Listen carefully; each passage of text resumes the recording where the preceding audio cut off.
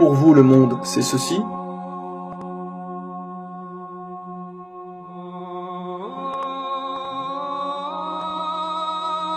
Ou bien cela. Savez-vous en moyenne à quoi un être humain utilise-t-il son temps? Il passe environ 7 à 8 heures à dormir, environ le même temps à travailler, 1 heure de voiture, 2 heures pour les occupations diverses, nettoyage de la maison, faire les courses, préparer à manger, aller chez le médecin, se laver, etc.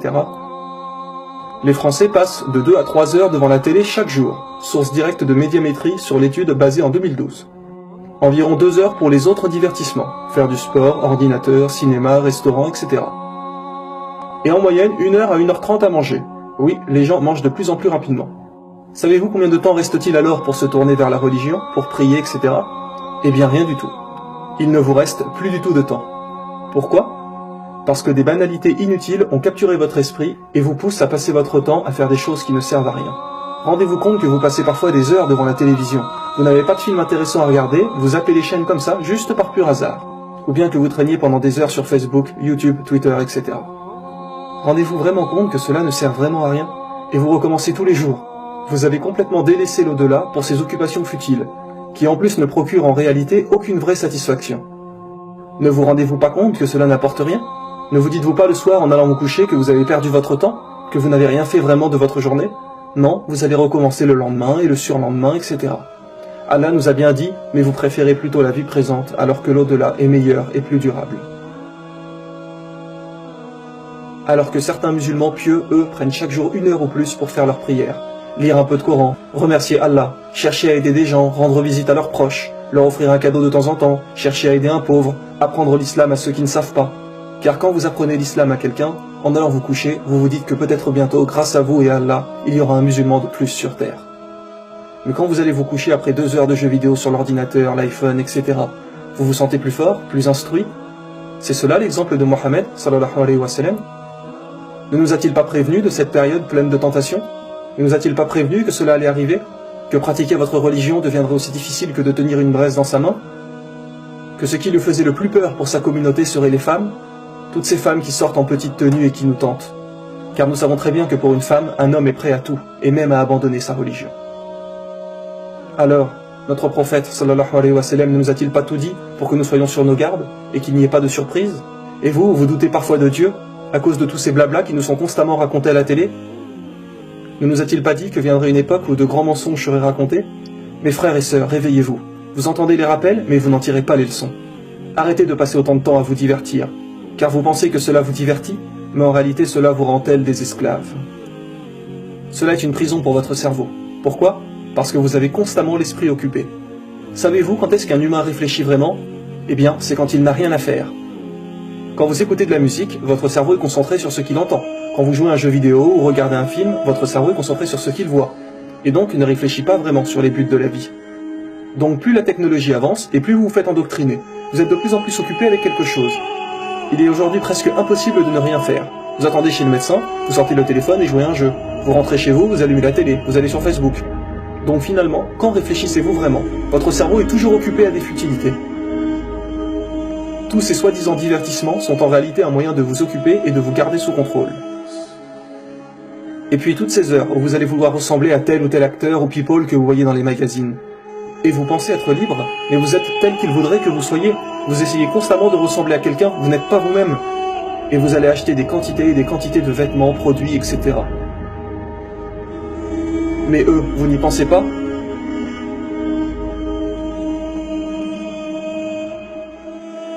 Mais non, vous perdez votre temps à cela.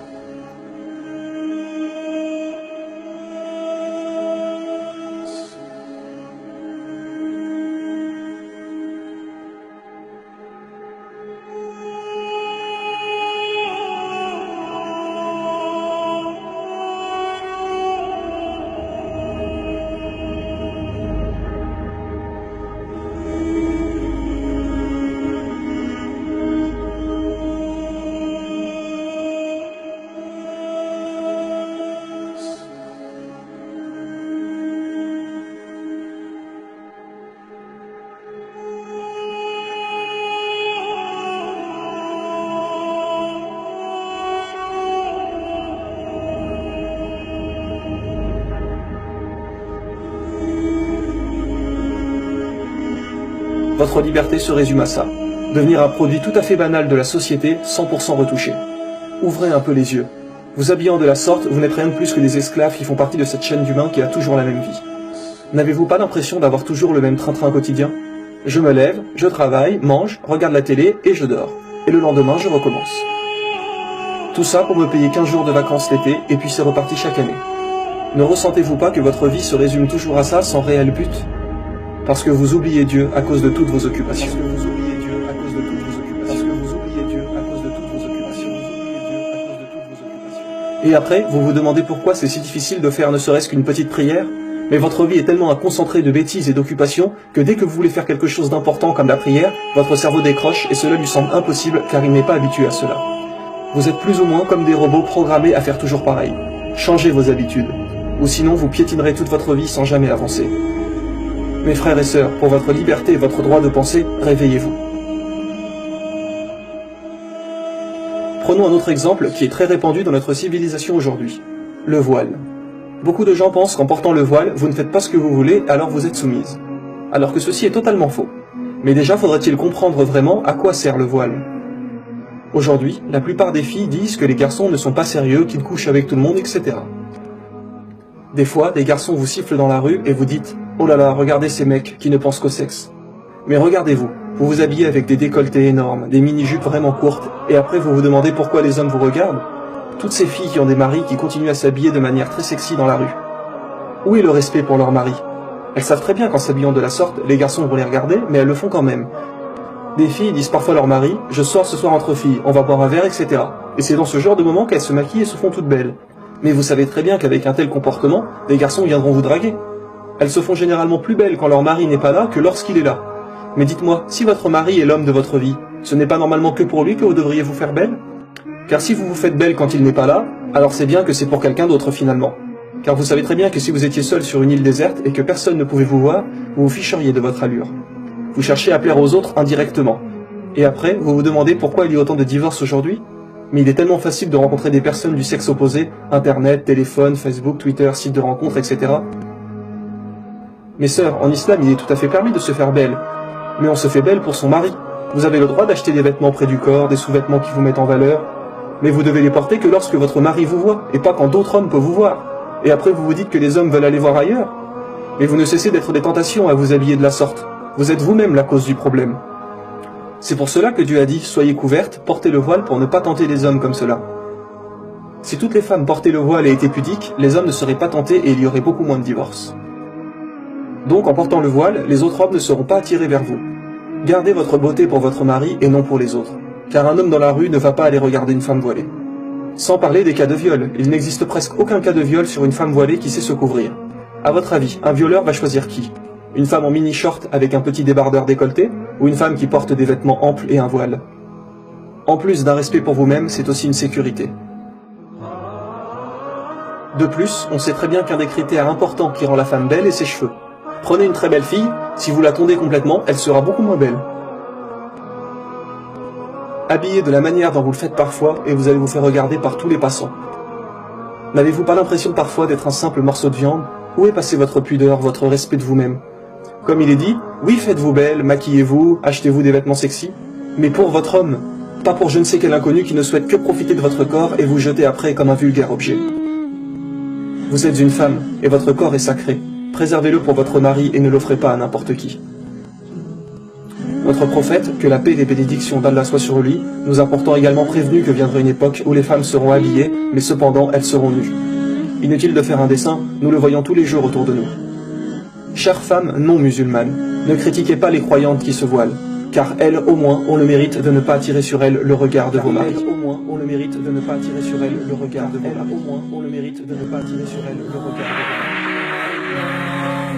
Allahu, Allahu, Allahu, Allah.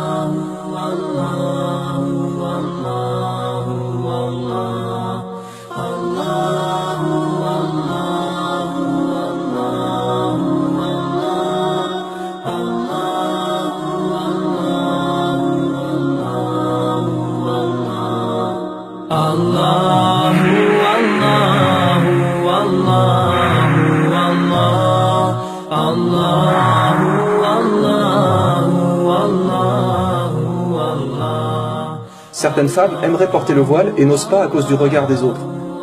Donc en réalité, où est la liberté?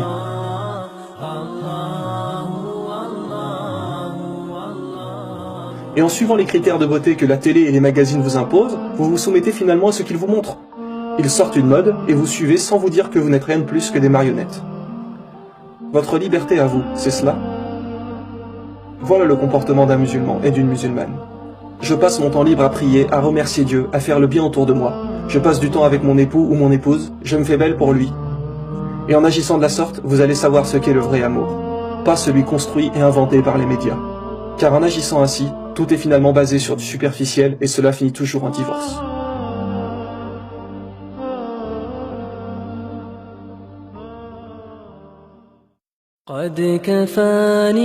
Allah nous a créés libres, puis avec le temps vous avez oublié ce qu'est la vraie liberté.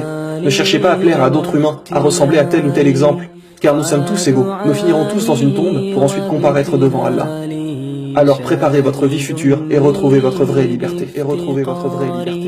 قد كفاني علم ربي من سؤالي واختياري فدعائي وابتهالي شاهد لي بافتقاري